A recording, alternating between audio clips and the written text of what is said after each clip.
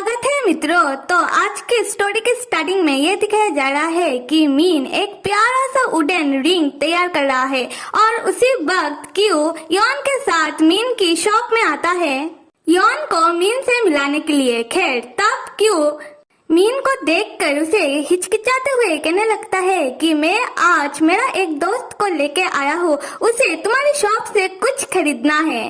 और दूसरी तरफ यॉन जो मीन को देखकर ओवर एक्साइटेड हो जाता है और मीन से कहने लगता है, अरे तुम वही तो हो जो उस दिन मेरे घर मेरा फोन को लौटाने के लिए आए थे और मैंने सुना है कि तुमने मेरा दोस्त का दिल चुरा लिया। पर तुम कितने छोटे से हो लिटिल बॉयफ्रेंड, क्या तुम्हें बड़े आदमियों पर इंटरेस्ट है? और ये सुनते ही क्यू का पारा हाई हो जाता है और यॉन से कहने लगता है कि तुमने बड़ा आदमी किसको कहा और दोबारा ऐसे कहने की मुझे हिम्मत मत करना। और क्यू को ऐसा भड़का हुआ देखकर यॉन तो हंसने लगता है और दूसरी तरफ मीन जो लिटिल बॉयफ्रेंड सुनकर अपने में ही खुश हुए जा रहा था। खैर तब क्यू शॉप के अंदर एंटर हो जाता है और मीन जो क्यू को देखकर दो मिलाते हुए उसके पीछे पीछे आ जाता है और उसे पूछने लगता है कि तो बताओ तुम्हें क्या चाहिए। तब क्यू बहुत ही शांत तरीके से मीन से कहने लगता है कि मेरा भाई का लड़का का बर्थडे आने वाला है तो मुझे उसके लिए कुछ तैयार करवाना है। और दूसरी तरफ मीन को ऐसे दो मिलाता हुआ देखकर क्यू के पीछे पीछे उसके को-वर्कर आपस में ही बातें कर रहे थे और जहाँ यॉन भी खड़ा हुआ था और उन लोगों की बातें सुन रहा था, वो सारे लोग कह रहे थे कि जब भी ये आदमी हमारे शॉप में आता है तब मीन का तो दुम ही निकल आता है। खैर तब वो को-वर्कर यॉन से पूछने लगता है कि आपको क्या चाहिए और तब यॉन अपने फोन में एक फोटो दिखाकर उन को-वर्कर को कहने लगता है कि मुझे एक वुडन डॉल तैयार करवाना है, तो क्या आप कर सकते हो? और तब वो सारे को-वर्कर खुश हो जाते हैं और यॉन से कहने लगते हैं कि हाँ, हम खुशी खुशी ये काम आपके लिए कर सकते हैं। और कुछ देर बाद क्यू और यॉन जाने लगते हैं और तब मीन क्यू से कह रहा था कि तुम ठीक 2 दिन बाद आकर अपना ऑर्डर ले जा सकते हो। तब क्यू मीन से कहने लगता है कि अच्छा ठीक है, अभी हम चलते हैं और 2 दिन बाद मिलते हैं। और उस समय मीन क्यू को पकड़ लेता है और अपनी तरफ खींचते हुए उसके कान में धीरे से कहने लगता है, क्यू तुम्हें तो बल्कि ये कहना चाहिए था कि हम आज रात को मिलते हैं। और ये सुनते ही क्यू शर्म से लाल हो जाता है और वो तुरंत ही मीन के शॉप से बाहर निकलने लगता है और मीन से कहने लगता है कि तुम आओ तो सही, मैं मेरा घर का डोर ओपन ही नहीं करूंगा। तब यॉन क्यू के पीछे पीछे आ रहा था और अपने मन में सोच रहा था कि सच में मुझे क्यू को ऐसे खुश देखकर अच्छा लग रहा है। और प्यार कितनी सुंदर चीज होती है ना। क्यू ने कभी भी अपना होप लूज नहीं किया और उसने बहुत ज्यादा हार्ड ट्राई किया। और मुझे देखो, मैं हमेशा ही डरता रहता हूँ कि मैं रिजेक्ट ना हो जाऊँ, पर अगर मैं आधा भी कोशिश कर लूँ तो शायद ऐसा भी तो हो सकता है कि मैं रिजेक्ट ना हो। उस समय यॉन क्यू को रोकते हुए कहने लगता है कि क्यू चलो तुम्हारे भाई के ऊपर ट्राई मारा जाए। और ये सुनते ही क्यू चौंक कर यॉन से कहने लगता है कि क्या? तब यॉन कहने लगता है कि हाँ, मैं तो जा रहा हूँ तुम्हारे भाई के ऊपर ट्राई मारने के लिए। उस समय क्यू यॉन को पकड़ के कहने लगता है कि भाई यॉन, क्या तुम ठीक तो हो?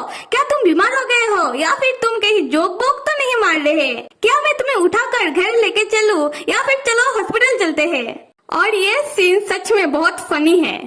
और यहाँ से हो रहा है सीन शिफ्ट और जहाँ यॉन ऑफिस में बैठकर अपने मन में कह रहा था, मैंने तो कह दिया कि क्यू के भाई के ऊपर ट्राई मारा जाए, पर ट्राई मारते कैसे है और किधर से मैं शुरुआत करूं?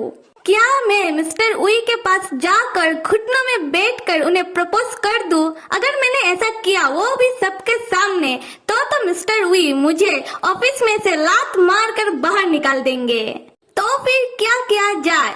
चलो इंटरनेट बाबा से पूछते हैं कि कैसे बंदे पटाते हैं।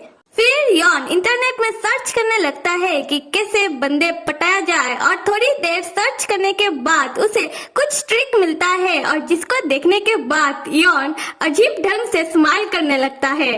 और उसकी ऐसी स्माइल क्यू का भाई तब देख लेता है और वो तो सोच में ही पड़ जाता है कि ये बंदा कंप्यूटर पर देखकर ऐसे क्यों मुस्कुरा रहा है। खैर फिर यॉन चाय लेकर क्यू के बड़े भाई के पास जाता है और तब वो दोनों किसी बिजनेस कॉन्फ्रेंस के बारे में बात करने लगते हैं जहाँ क्यू के बड़े भाई को थोड़ी देर बाद जाना होगा। और इसी कारण यॉन क्यू के बड़े भाई के नजदीक आकर उसका टाई सही करने लगता है और अपने मन में कहने लगता है कि यह है फर्स्ट स्टेप, अगर आप किसी को पसंद करते हो तो उसके नजदीक जाना चाहिए। और क्यू के बड़े भाई से कहने लगता है कि मैंने आपका टाई सही कर दिया।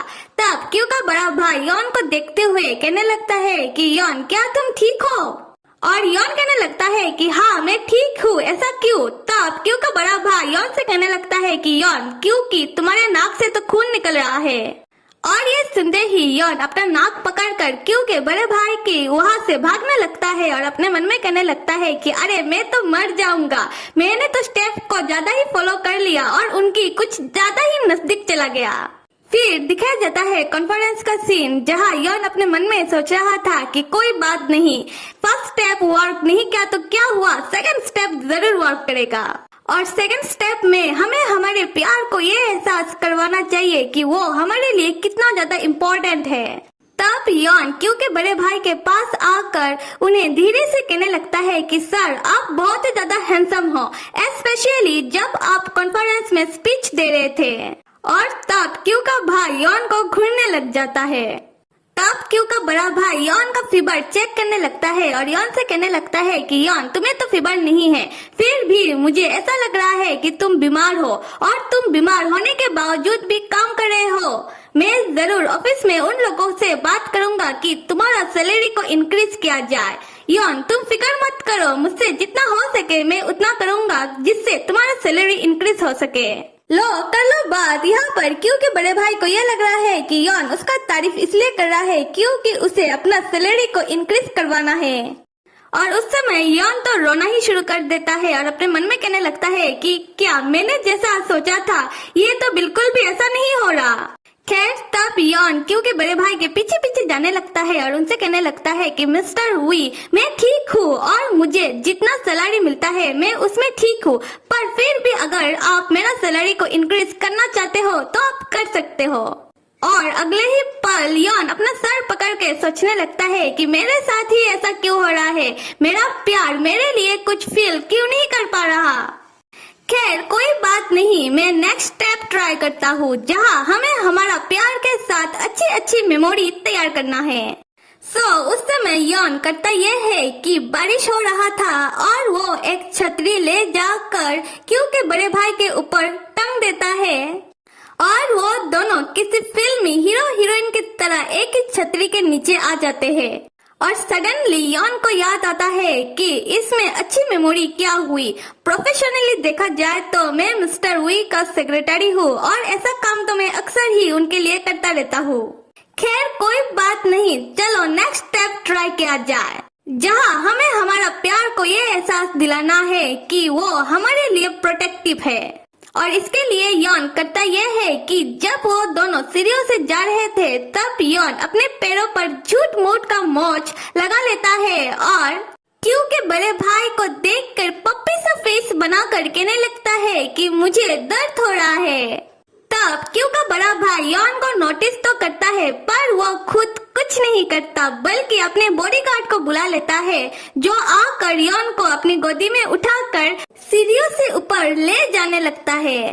तब बेचारा यॉन तो रो रहा था कि उसका एक के बाद एक स्टेप फ्लॉप होता जा रहा है और हम ये पाते हैं कि क्यू का बड़ा भाई तब धीरे से स्माइल करने लगता है यॉन की ये सारी हरकत देखकर।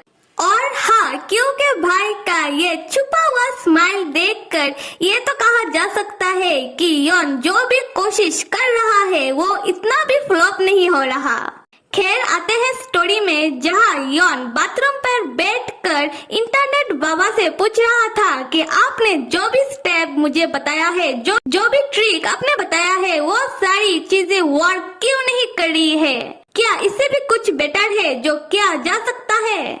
और सामने से रिप्लाई आता है कि अगर आपने इनमें से सारी कोशिश करके देख ली और फिर भी आपका प्यार कोई रिएक्ट नहीं कर रहा, इसका मतलब ये है कि वो आपका टाइप का नहीं है या फिर आप दिखने में सुंदर नहीं हो। पर कोई बात नहीं, आपके लाइफ में जरूर एक दिन ऐसा पर्सन आएगा जो आपसे प्यार करेगा और जिसके साथ आप खुश रहोगे। और इंटरनेट बाबा की ये सारी प्यार भरी ज्ञान सुनने के बाद यॉन कहने लगता है कि हाँ मैं समझ गया, ये सारी चीजें काम नहीं करने वाली। मैं ही एक नंबर का डफर था जिसने इंटरनेट से हेल्प मांगी।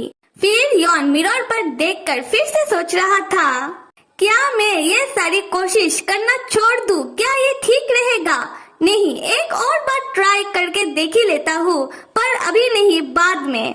खैर, यहाँ से होता है सीन शिफ्ट, जहाँ ये दिखाया जा रहा है कि ऑफिस की सारी ही लोग पार्टी कर रहे हैं और जहाँ क्यू का बड़ा भाई भी था और यॉन भी था।